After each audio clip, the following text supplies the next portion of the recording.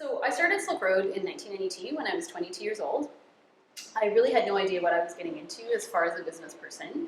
I was doing a history degree, and I was really passionate about tea. And the opportunity came up to sublease in the store that I'm originally in, although it was a much smaller portion of the store. And I was pretty young, and my career plans were I was interested in going into the Foreign Service. And tea was a big part of that for me in terms of understanding about other cultures, and it was a huge passion. But the opportunity came up, and I was pretty young, and I would have been finishing up my undergraduate degree and then going on to a master's before really getting into the Foreign Service because I was so young. And anyway, this opportunity came up, and I did an analysis, and I was kind of like, well, I'm young now. My analysis was pretty much, I'm young now, I'm poor now. These are things that are okay with me. I can work hard. These things might change as I age. And if I don't do this now, I probably will never do it. So I embarked in that way, not necessarily thinking that it was going to be something I did forever, but just trying something out. And I actually, to my surprise, I actually fell in love with retail. And I fell in love with having a business. And I consider myself very lucky in the sense that, I started off as someone who knew nothing about business. And in my case, I actually think that that was a good thing, that lack of knowledge, because I think if I had known too much, I would have been more afraid. And instead, I took very few risks and just basically kind of kept putting the money back in the company and growing the company. Fairly early on, I realized that this was what I wanted to do, and that I had no interest in doing anything else. And people have now said that I've become an ambassador for tea. So I did become an ambassador, just of a different kind. And the company's grown and expanded a lot over the years. So we have 3 retail locations. We recently opened one in Vancouver. But we also do online sales, and we do wholesale sales. So our products are available across North America. So we are living on an island. Things cost more to bring here. And we also have a smaller population, like we have low population density. A number of people in Victoria are also house poor, right? So relative to, so their incomes relative to what housing costs is not necessarily as good as it is in some areas, and that impacts how much people spend. The big advantage that we have, though, is we are a lifestyle culture, and it's something that I talk a lot about to local entrepreneurs, because I always like to remind them that, like, this small place we live, like, this is not just our customer. We have so many other customers. And so, but we have this amazing customer base that's very, very lifestyle oriented and very wellness oriented. If we look at where the future is of retail, of merchandise, of all of these different things, it's all about wellness and lifestyle. So we really are kind of like a Brooklyn or a Berkeley or a San Francisco. And we need to embrace that more and understand that we can use this as an incubator for really, really interesting products and then take that to other markets. Well, we do a number of different things. We actually are the first company to successfully grow tea in Canada. So we do get some ingredients locally. We also import from around the world. So Japan, China, India, South America, Europe, all kinds of places. Because I studied with Taiwanese and Chinese tea masters very originally, I really, I took this deep understanding of Asian tea and brought it to a Western market. And as someone who grew up in the West, I understand what Westerners like. And so there's a real fusion in terms of what I do, although there's a lot of authenticity around where we come from. But I sort of thought that we would not necessarily be ever selling tea to Asia, because that's where we get a lot of our tea from. But what's been interesting in recent years is we've started to get more and more interest from Asian customers overseas with regard to our product, because there's some things that I'm doing around tea that they don't do in the same way there, and it's actually, they're quite interested in it. So we'll see what happens, but yeah, I was sort of thinking, that's really interesting. I didn't envision myself as, ever selling tea to, to Asia. But we'll see what happens over the next 6 months to a year. We're doing a little bit of testing there to see, what could happen. But yeah, and I think what's really fascinating and interesting about business is that the opportunities are always changing. And I think if you're alive to those opportunities and you're able to look around and see what's going on, you have these new opportunities that come up with new demographics that are wealthier, rising middle class, incomes in certain regions or whatever it might be. So there's all these really interesting things that come up.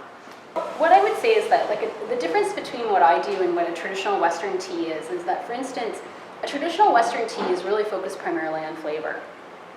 And so it's really about, like, let's put lavender flowers and rose petals in something and it kind of looks pretty, and like, why don't we throw, like, who knows what else in there, and it looks pretty and maybe it sort of tastes good.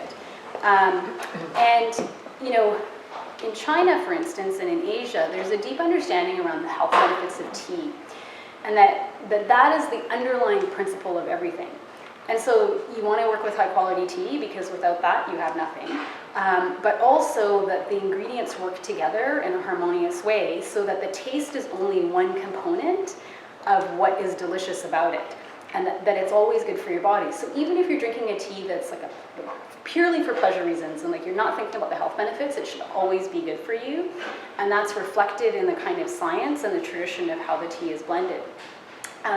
So, I mean, and even like Western herbal formulas, for instance, are considered very sort of juvenile, if you will, by Asian herbalists, because there hasn't been the same, you know, if we look at the tradition of blending, for instance, right? Like, I mean, Western herbology has a very, very short history compared to what's been going on in Chinese medicine, a tradition that's 4,000 years old, right?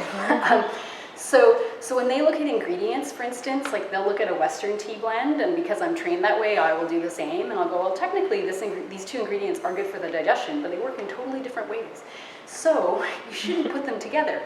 What's fascinating about that, though, is that they're being proven to be right. Because modern science is validating that when you put certain ingredients together, it amplifies their actions, and when you put other ingredients together, it decreases their actions. So they're absolutely right. And we're able to validate that now. So that's the difference. So whether you're tasting an Earl Grey tea from me or whatever it might be, there's always that underlying principle of how it's blended in a way that's harmonious and overall good for your health.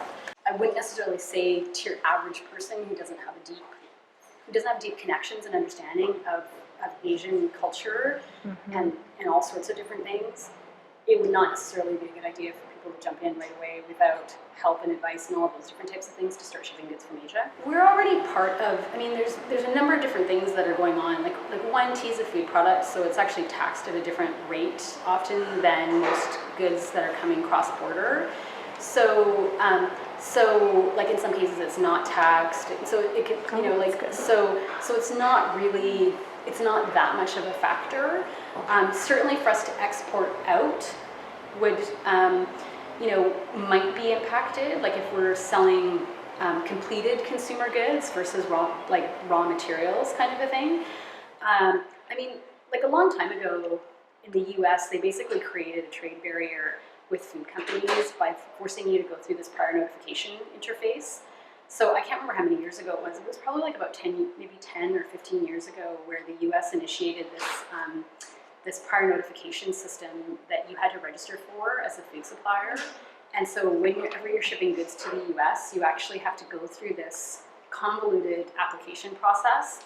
So for every single thing we ship to the US, my staff have to fill out this electronic form that's quite time consuming. Oh, wow. And they've got it down to a science, so now it takes us very little time. But that actually caused a lot of food companies to stop shipping to the US.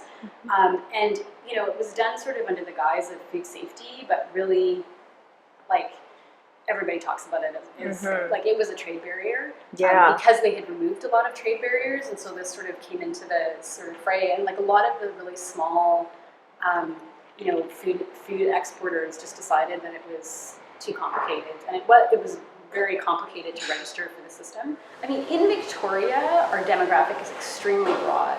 To be successful in Victoria, you need to have a very broad demographic because we don't have the population density.